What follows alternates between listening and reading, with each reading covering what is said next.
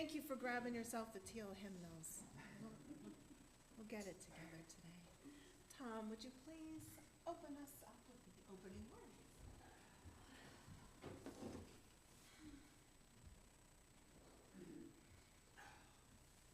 Reverend Scott Taylor, in his work Within This Work of Renewal, says, mindful of the precious promise, a new day, we gather again to recommit ourselves to the task of mending, of tying together those tender strands that connect us to each other, the world, and those parts of us buried deep. Within this work of renewal, hope lies in wait. So, come friends, let us begin. Thank you, Tom. Well, good morning.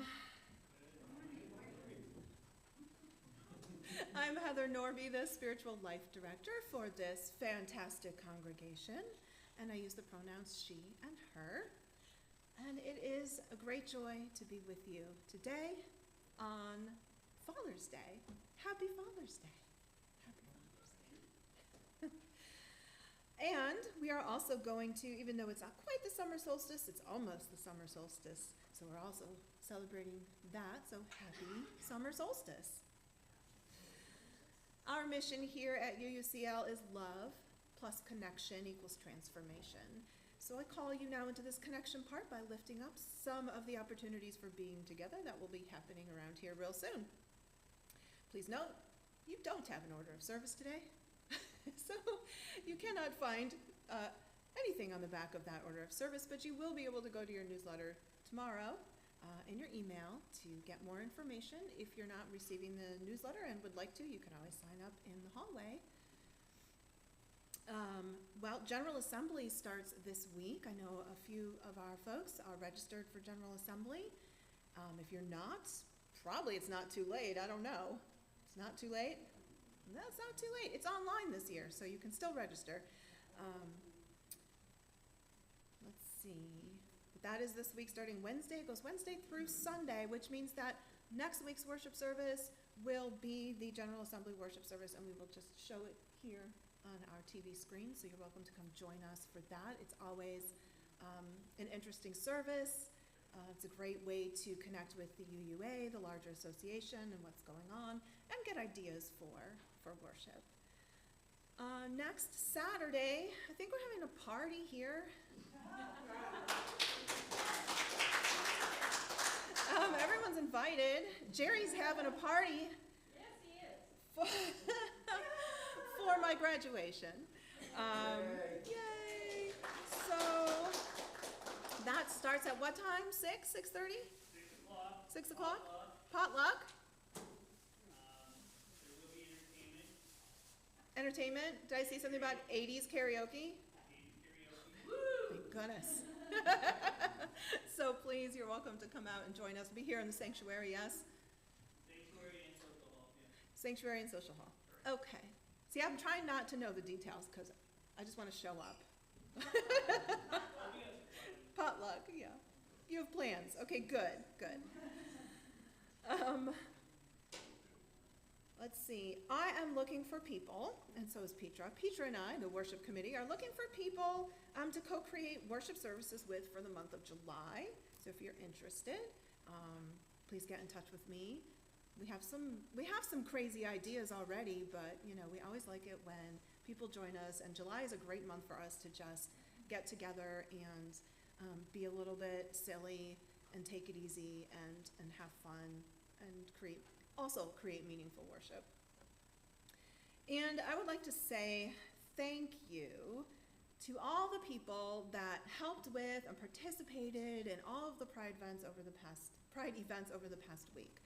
Last Sunday, we went to Mom Ashley Rose's grand opening. Holy cow, fantastic. That place was jam-packed. Lily and her mom, Lindy, helped me set up our table there, and so we were able to give out lots of information about UUCL, plus some stickers too. And then Thursday night was the Pride and Faith worship service at Beacon Hill. It was fabulous. It was, it gets better every year. It was also bigger. I think we had 40 to 50 more people than we usually have. So thank you to Karen for singing, and to Petra and Joshua for singing, and to Jen and Sage for singing, and thank you to Abby and Melissa and Jerry and Lily for coming. It was a lot of fun. And was Brandon there? Were you there? You were at the grand opening. Okay. Now I'm losing track of and Adam played the piano. And did a great job, of course. And then yesterday, there's so many of us at the park yesterday. Thank you to all of you who came and set up and talked to people and handed out stickers and information about UUCL. I was thrilled. I did glitter blessings. That was fabulous, really, and I just love the children that come and want the glitter, and they're like, get it all over my face. I'm like, all right. But I really also just love to listen to some new people, like Lily and Destiny and Gil, who talk to people and we're really excited about this place, and I just am so grateful for that. So thank you, and thanks to all of you for coming out and having fun and supporting us. Good job. All right. I think that's, just check. Yeah, we're good. Okay, so we are going to light our chalice now. Would you please read our chalice lighting words? Do we have a chalice lighter? Oh, fabulous.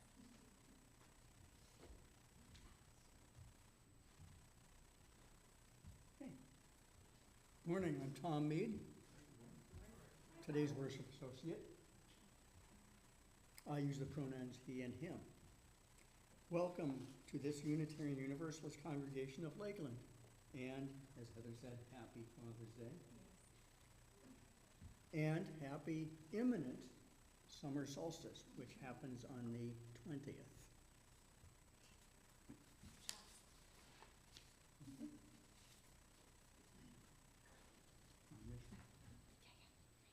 Okay. Now, to make this space into a sacred space, we have our chalice lighting. And Sage will help with that after I read the reading. Bring in the laughter. Bring in the love. Gather the yearning. Gather the games. Gather the children.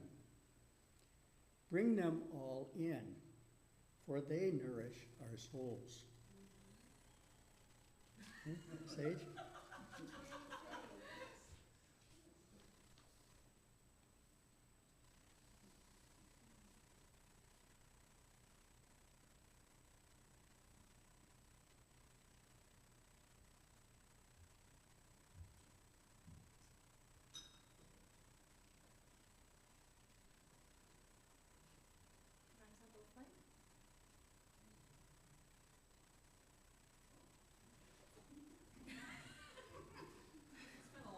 It's been a long week, y'all. We are doing the best that we can. Let us sing hymn number 362, Rise Up, O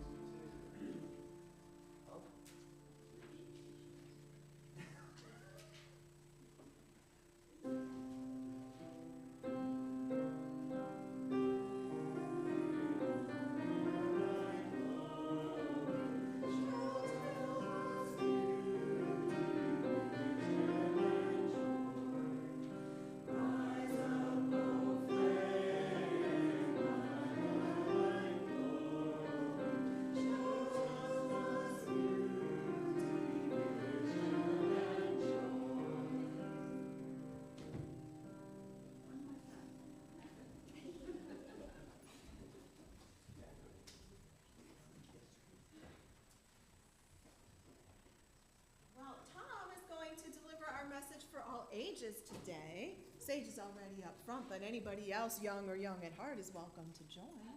You ready? Okay. Okay, ready? Okay, ready. Where are the kids?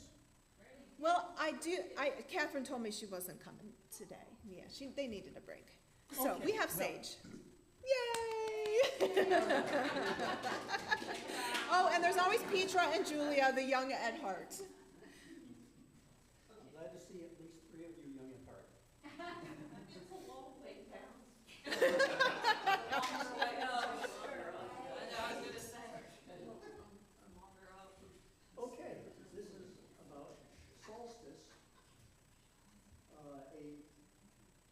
Roman word, Latin, and of course that means that it's the longest day of the year.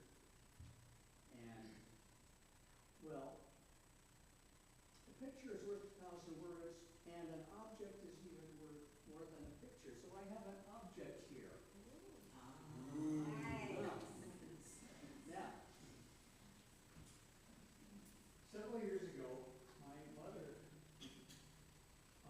I asked my mother what she wanted for her birthday. And she kind of winked and said, I want to be with the world. So I got her this. All right. Who would like to be the sun right in the middle of everything? Okay, stand right there. Oh, Okay. portray this. Yes, portray the sun. So you are the central location about which the world revolves.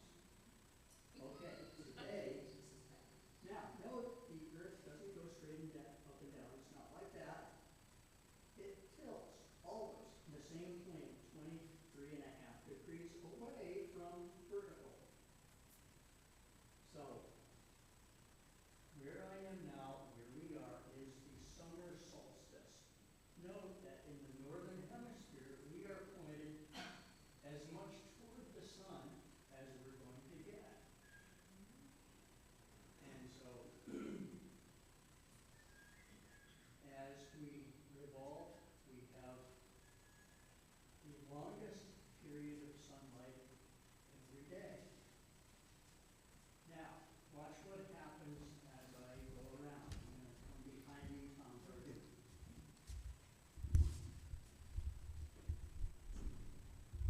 We have now gone a quarter of the way around the sun, and it is now the autumn equinox, equal night in Latin. Now look at the orientation of the earth. See, the whole earth gets an equal amount of sunlight. Don't you like being the light of this congregation? Just like, not really. Said nonsense. Now we're going around again. Now we're 3/4 of the way around the year, and this is the autumn equinox. Or excuse me, this is the winter solstice. Now look how we're pointed, if we're in the northern hemisphere, we're pointed away from the sun. So we have very short days in the winter. And if you're way up north, see the curvature of the earth blocks the sunlight, and so the sun doesn't come up at all in certain parts of the winter, in the dead of winter. Conversely, in the summer, they get sun all day long. It never sets. Because the land of the long day. Well, that's good. Okay, I'm going to come back around.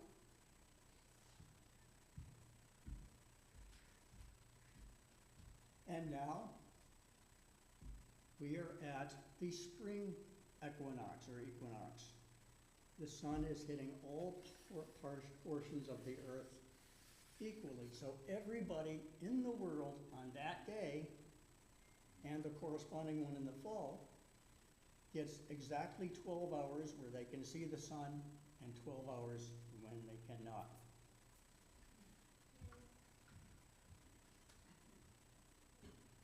And as the sun Hey, sets thank slowly you. in the west. It reminds me of the Beatles song, "Here Comes the Sun." Yes. Well, now, I have a question, Tom, because we talked about this last week. So, on the longest day of the year, we get the most sun?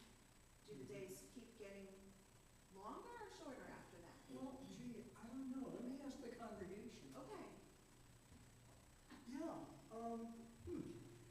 you know, we get lots of nice sunshine in the summer, so here are three choices. The days get longer all summer, or they get shorter all summer, or a little bit of each.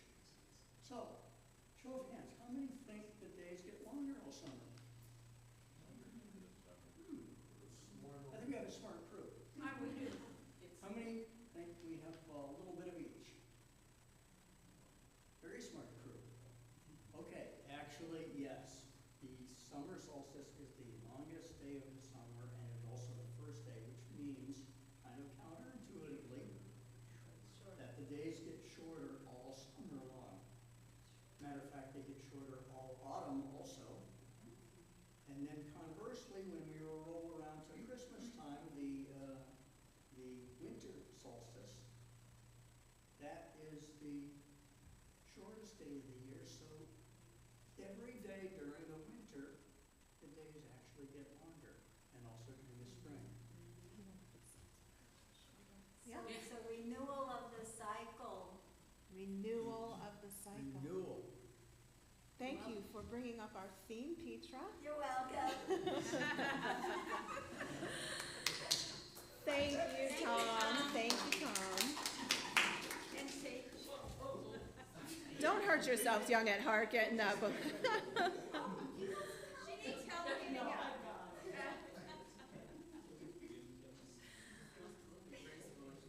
Right. How graceful are you? Reasonably. There you go, you did it. Oh, thank you so much. Well, it's now time for our ritual of joys and sorrows.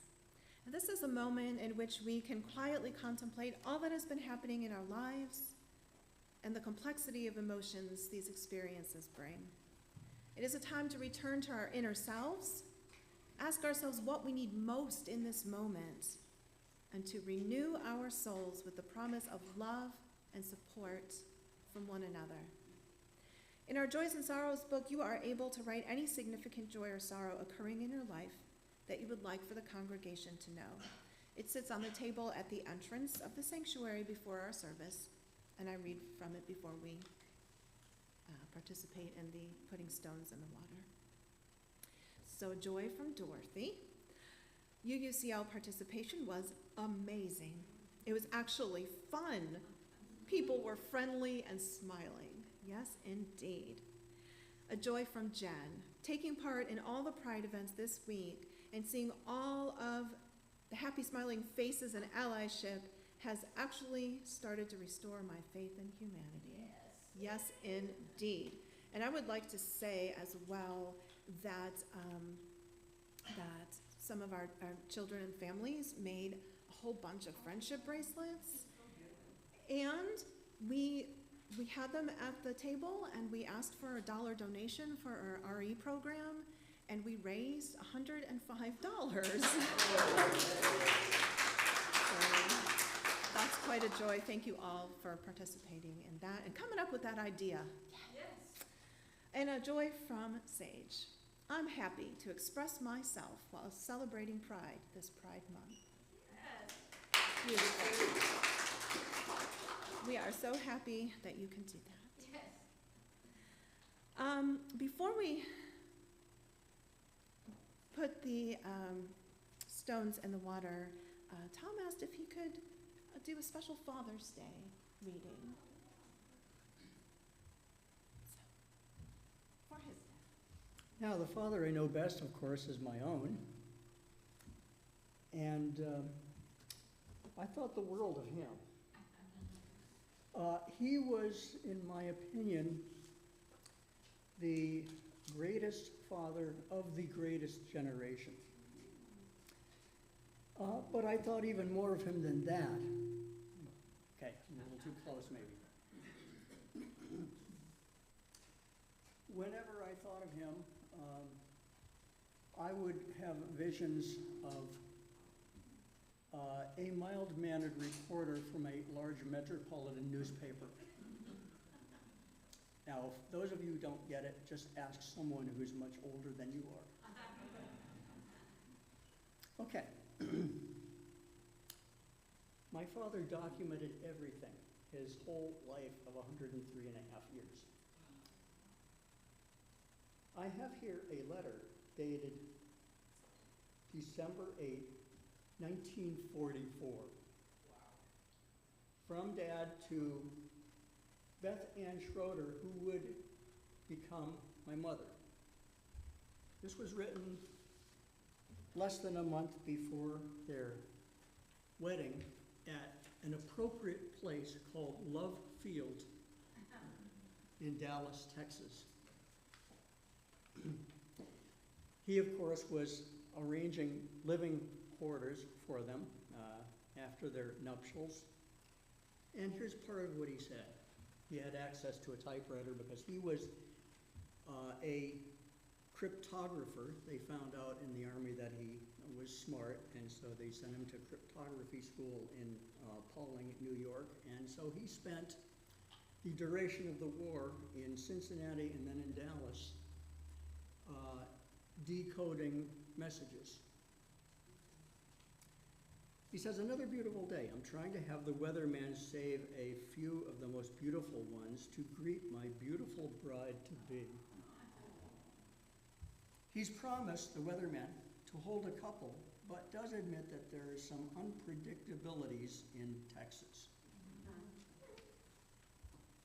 The reports from the few who have got into the housing project are quite favorable regarding the inside. The outside looks like, and he put H blank blank L. With mud all around it. A typical apartment for $44 a month. Incidentally, it cost him 8 cents to send this by airmail.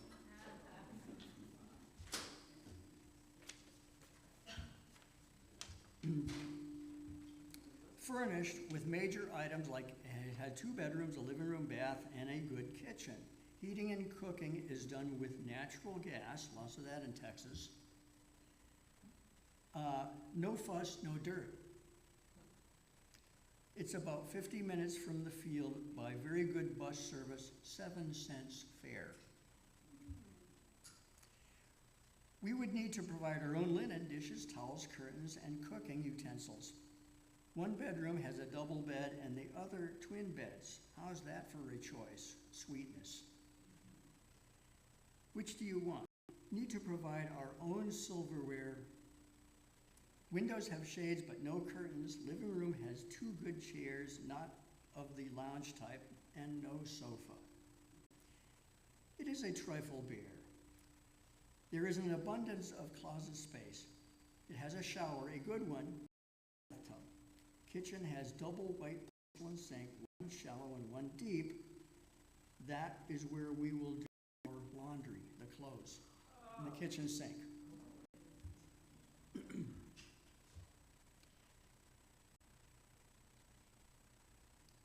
Okay, breakfast set is in the kitchen. There's a fair amount of turnover here, and it seems highly probable that we can work our way into it. What do you by way of linen and such? I have a set of sheets, but they're in Maine, his home state. In those days, you didn't go to Walmart and just buy a set of sheets. I own a set of pillowcases, which are also in Maine. Okay, I'm in a rush now, so I will get this on as double love, Ireland.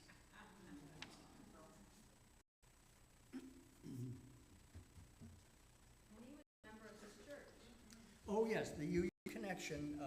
He was brought up country Baptist, but that wasn't for him. So when he got out of the Army and he was mustered out in early 1946, he and his new wife, my mom, went church shopping and found the Unitarian Church. They did. It was an honor to know Arlen and to be with him at the end. I would go and sit with him and sharp as anything, ask me all sorts Questions? 102 he was. 103. Amazing, amazing. I offer you all this Father's Day prayer. It was written by Reverend Amy Jones. Today is Father's Day, so we take this moment to hold space for all that may mean to us. We hold love for those who have lost fathers and for those fathers who have lost children. We acknowledge and hold non-binary, transgender, and cisgender dads in families made of two dads, foster and adoptive dads, and single dads. We hold and work to lift up all fathers of color and those fathers raising children of color. Fathers kept apart from their children by borders and war. We hold fathers and children who have lost connection, children who have been disowned or abandoned by their fathers, and the father figures who step in. We hold those longing to become fathers. We hold those who may be full of questions about their biological fathers. Most importantly, we hold and thank the dads, the papas, the dads who show up every day to give their all to the children who need them. Human relations are complicated.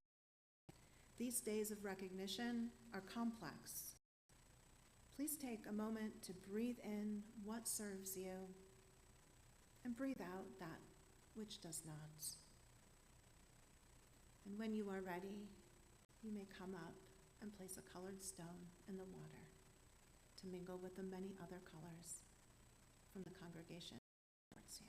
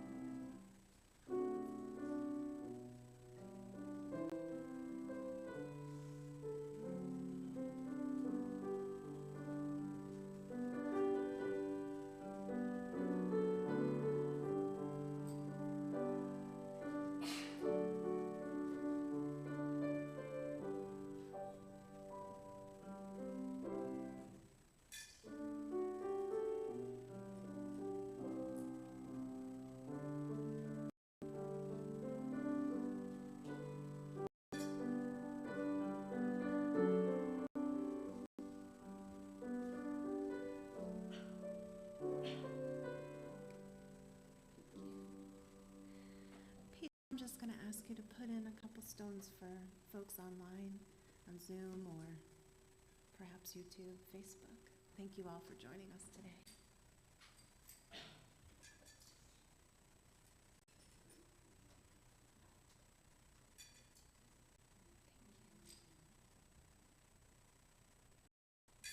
All the colors for the people out there.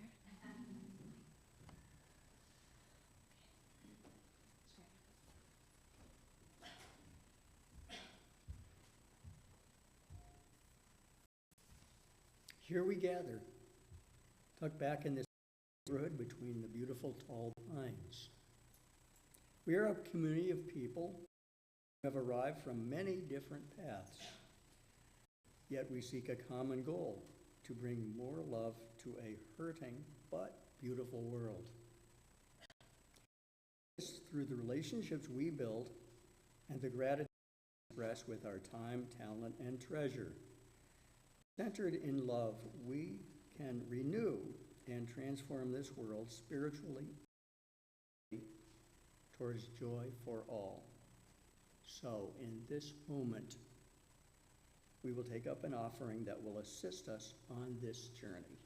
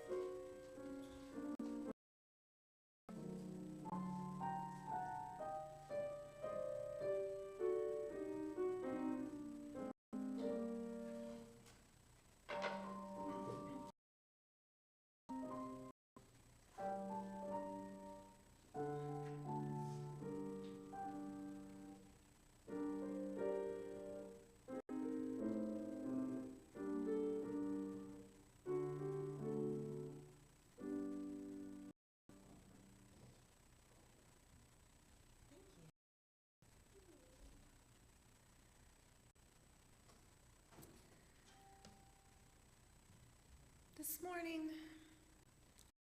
to center and contemplate on our monthly theme, which this month for June is renewal. I've been thinking a lot about renewal this month because, to be honest, I've been a little grumpy. Don't get me wrong, finally graduating from my master's program has been a huge relief.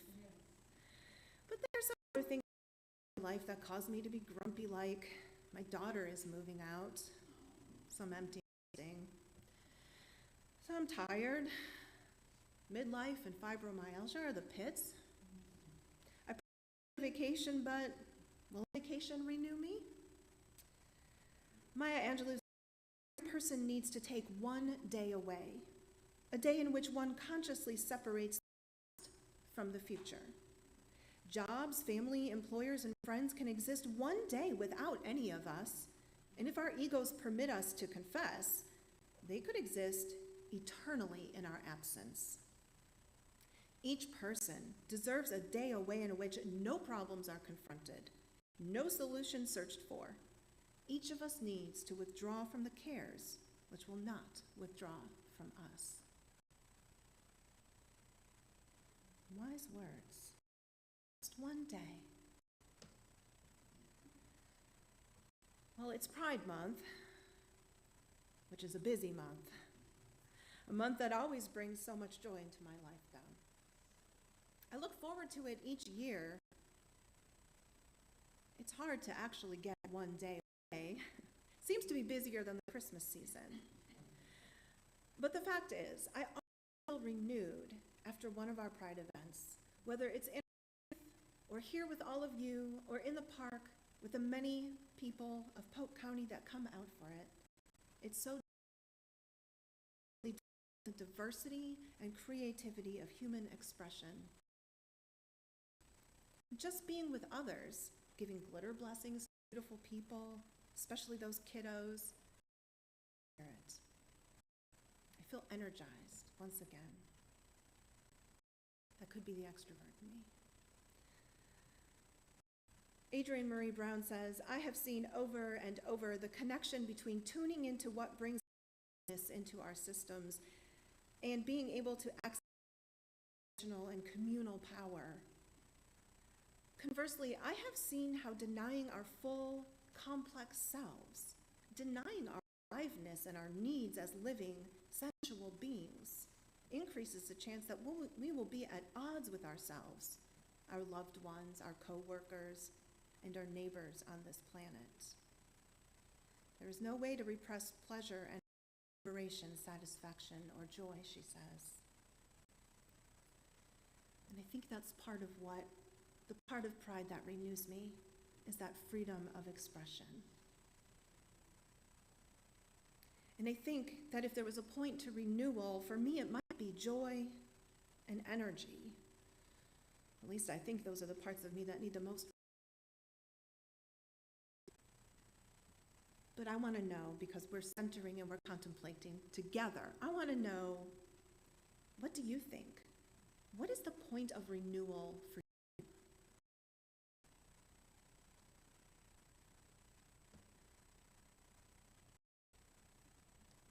We can just shout it out, popcorn it out. Any ideas? What is the point of renewal? Hope.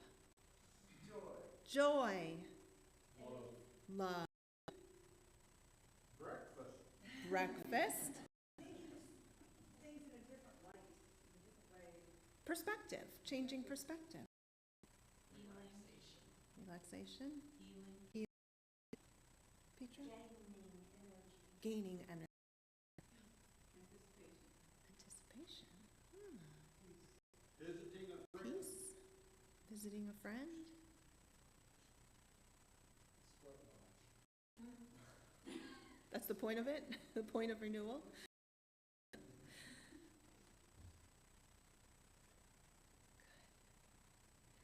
So then my question might be, how do we renew these things? Sweat lodge. He jumped ahead, didn't he? That's okay. So I thought maybe we could take a look at some definitions of renewal to help with this. One definition reads, renewal is the replacing or repair of something that is run down or broken. Yeah, energy. Gaining energy might be because we are run down. So perhaps this is the kind of renewal we need, the kind that repairs and heals. Broken? Run down? World feel broken? Yeah. Thinking of the words that Reverend Beth from the College Heights United Methodist said the other night at the prayer service. She said, sometimes she thinks about the world feeling broken, and then the world is made of people, right? So if the world is feeling broken, then renewal and healing and repair starts with us, the people. So that's what we're doing today. If you are a Christian, you may believe that renewal means that the old sinful person you once were has gone, because you've been completely renewed through Christ, Spirit. But I wonder, for Unitarian Universalists, what might that mean? Some of us can embrace that, but for some of us, that's difficult. And we need to think about it maybe in a new light. Renew our experience of that. So I think if we're going to name something the Holy Spirit, maybe we're naming something not outside of ourselves, but something within each of us. It's something that lives in all of the nature, all of the world that surrounds us. That life energy. And connecting with that is a good starting place for renewal. So I want to sing or chant and see if we can't start that renewal, start that getting in touch with the earth, reminding ourselves that we need to get in touch with the earth. we're going to teach you a very simple chant. You all are going to sing "The Earth is Our Mother," but you don't need a hymnal because we're not even singing. We're only singing the part that says, "The earth is our mother, we must take care of her. The earth is our mother, we must take care of her." And you're going to repeat that. And as you're singing that, Justin and I, or at least Justin is, I'm going to attempt to sing over that. Because certainly it was a long, dry spring, and the rain finally came and started to renew the earth. So we're going to praise that a little bit, sing about that. So why don't we first practice "The Earth is Our Mother" part just twice, and then we'll begin the real thing. Yeah, how's that sound? Yeah. Okay. All right. So give me a D. That's where we start. Okay. It goes like this. The earth is our mother, we must take care of her. The earth is our mother, we must take care of her. The earth is our mother, we must take care of her. The earth is our mother, we must take care of her. Good. All right, keep going. Make sure you plant your feet in the ground, whether you're sitting or standing. Connect with the earth. And keep saying,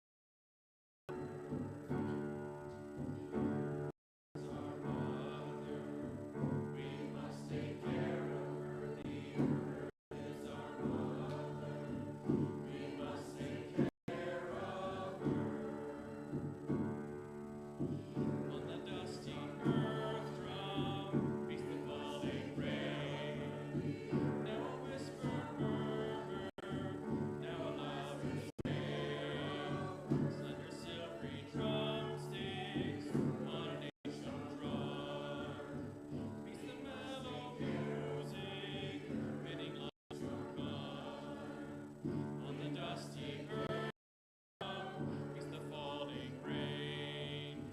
Now a whispered murmur, now a louder strain. And their silvery herb sticks on the ancient drum. Beat the mellow music, bidding life to come. We must take care of her. The earth is our mother. We must take care of her.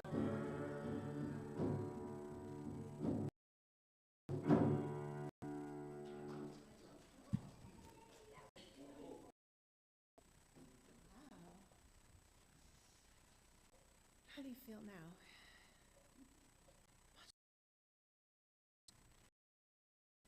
Love the beginning of renewal. There's more.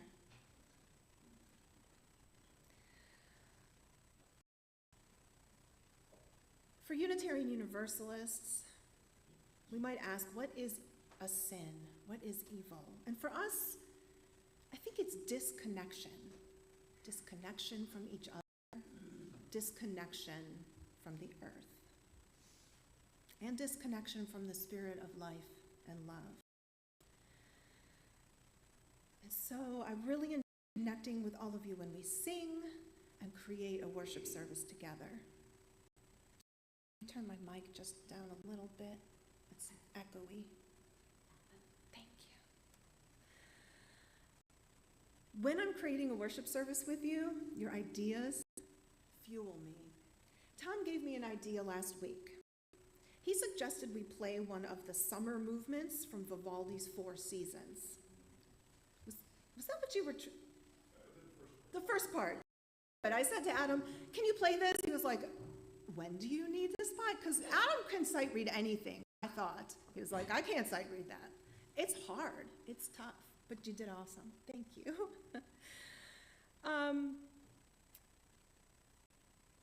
So I'm not going, we won't play it anymore, but I did dive into two Vivaldi. with curiosity, because curiosity helps to renew me and my creativity when I learn. Now, I did take music history in college. I'm sure we covered Vivaldi. I don't remember a thing. So, renewing my learning, I'm diving into new thinking about music, and I relearned, I'm sure, that Vivaldi provides us with a good example of renewal in terms of feeling differently and in connecting with the earth. His fourth was actually a radical composition in 1723. People of the time didn't know what to make of it. Four Seasons implemented what was called a music program, where the music aligns with a specific text. This concept actually didn't become popular for about another 100 years later. Seasons, musical score created to honor 4 descriptive sonnets about each season. Did you know that? Was it just me that didn't know that? I didn't know that.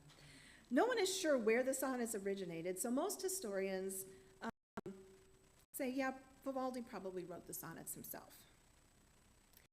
Not only was this a radical implemented by Vivaldi, so were some of the techniques required by him to play the piece. His brilliant, curious mind was captivated by the idea of being able to describe landscapes or seasonal scenes in ways that correlated with human behavior and emotions, but without setting the music to specific words. Vivaldi composed the music in such a way that the technical playing and interpretations of the string musicians told the story without narration. He included unique instructions in the scores for the 4 seasons that remain intact today.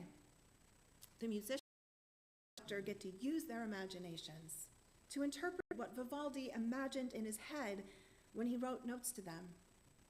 For example, he asked violinists to play like a sleeping goat herd, or the viola players to imagine a barking dog, make that sound.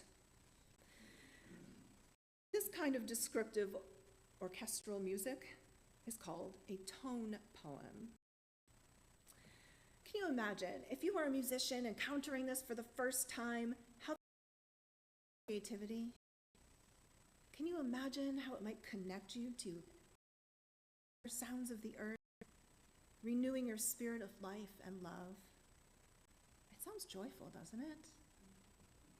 Here's what I found really interesting, however. When I went and found sonnets and the words, I listened to most of the 4 seasons first.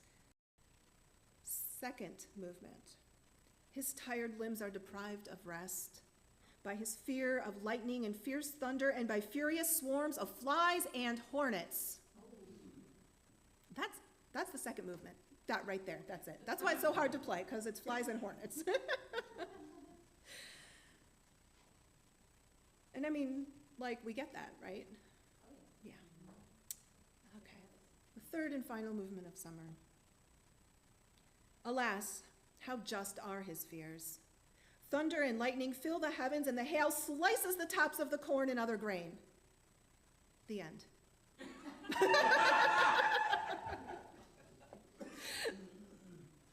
I mean, okay, we can kind of get that. How do you all feel about summer in Florida? Similar. It's too hot. Yeah. Well, I am hoping that we can renew our perspectives about summer in Florida to kind of help us all get through. I knew Jen was going to laugh at that. To help us all get through it together. Open ourselves up to new ways of thinking and feeling by connecting with the earth and the sacred life force that has been present since the beginning of time. Can we do this together? Come on, Jen, we can do this. Strengthen our relationships and helping one another survive the heat. Okay, so this is my idea. You have 2 weeks to do this, by the way. I want you to go on a scavenger hunt, a nature scavenger hunt for renewal. Go out in that heat. I mean, go out in the morning maybe. But find at least one thing you are curious about.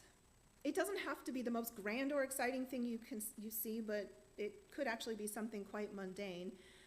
And then investigate it. Use your senses to describe it, observe it. Get on Google or go to the library and find out about this thing. What sort of wondrous, even magical things can you learn about it that might renew you spiritually and help sustain you over the summer? How does it connect you? How does it call you to pay more attention, to nurture? How does it remind you of who you are and where you come from? Can you even put it to music? I want to share in 2 weeks on the 30th. I want us to share with one another these things that we found and learned about and how they've renewed us and how we hope that they will renew one another. And we will co-create that worship together, which will hopefully launch our co-creating worship services in July. But I really think that that will help us support one another through the long days of summer. And I'll just give you a little hint at what I'm going to talk about, because I know already. Those great crested flycatchers that you don't see very much, but you hear in the tops of the trees that do that whistle. And the fairy lilies. Those are my favorite. Not that you can't do those too, because we could find out different things about them. Just giving you ideas.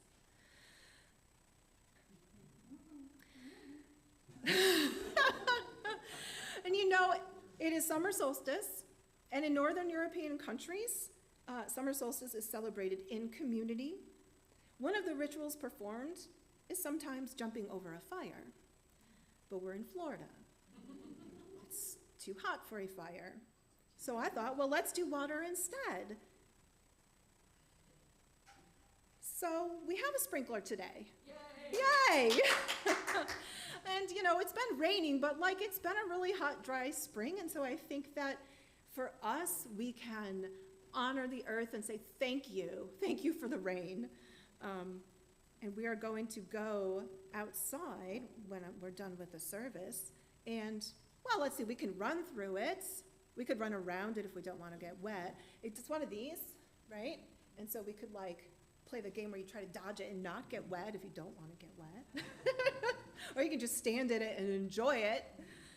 But it's sort of renewing ourselves by restarting those childhood activities. Well, yeah, we'll see what happens. There's no rules. I told Peter earlier. There's no rules for this, right? Right. So that will be on the patio. I do believe Jerry is out. Well, Jerry's waiting by the faucet, by the hose. He's waiting to turn that thing on. All right. So let me get to our closing words. This is a blessing by John O'Donohue. On the day when the weight deadens on your shoulders and you stumble, may the clay dance to balance you. And when your eyes freeze behind the gray window and the ghost of loss gets into you, may a flock of colors, indigo, red, green, and blue, come to awaken in you a meadow of delight. When the canvas frays and the currach of thought and a stain of ocean blackens beneath you, may there come across the waters a path of yellow moonlight to bring you safely home.